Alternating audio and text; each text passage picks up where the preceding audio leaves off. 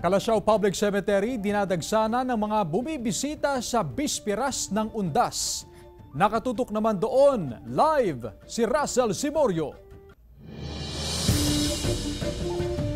Russell? Chris, nagsimula ng dagsain ang mga sementeryo dito sa Pangasinan ngayong bisperas ng undas at kasabay niyan, hile-hilera na rin ang bentahan ng mga kandila at bulaklak sa paligid ng sementeryo.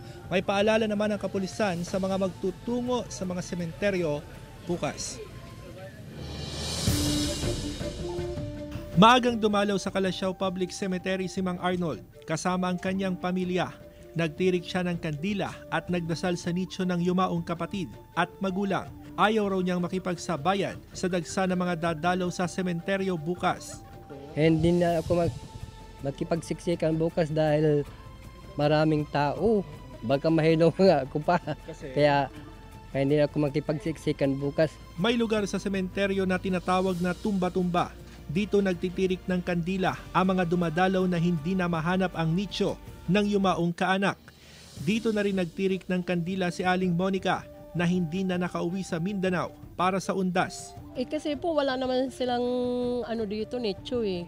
Sa Mindanao lang naman ang nila hindi na ako nakakauwi. O kahit papano, naalala ko rin sila. Sa Dagupan City, ininspeksyon ng mga pulis sa mga sementeryo ngayong bisperas ng undas. Hindi na, bawal na po tayo magdala ng mga pantabas diyan, panlinis diyan kasi tapos na po yung ibinigay na araw para sa atin upang linisan ang puntod ng ating mga mahal sa buhay. Maagang nagtirik ng kandila sa puntod ng kanilang yumaong mahal sa buhay ang ilang residente sa Dilasag, Aurora.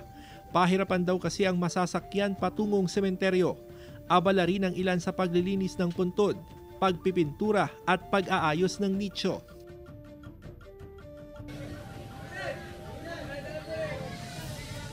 Chris, balik dito sa Dagupan City, full force ang ipatutupad ng seguridad ng Dagupan City Police. Ipapakalat nila sa mga sementeryo ang 89 na police personnel. Maghihigpit din ang mga police sa entry point pa lang ng mga sementeryo. Mahigpit na ipagbabawal na dalhin ang mga bibisita sa mga sementeryo ang mga malalakas na sound system, mga inuming nakalalasing, mga deadly weapon tulad ng mga matatalim at matutulis na bagay at ipagbabawal din ang pagdadala ng mga gamit pangsugal. Nananawagan naman ang Public Order and Safety Office sa mga magtutungo sa sementeryo lalo't inaasahan na ang kakulangan ng parking areas bukas hanggat maari ay wag na silang magdala ng sasakyan. Siniguro naman na marami ang biyaheng mga PUV.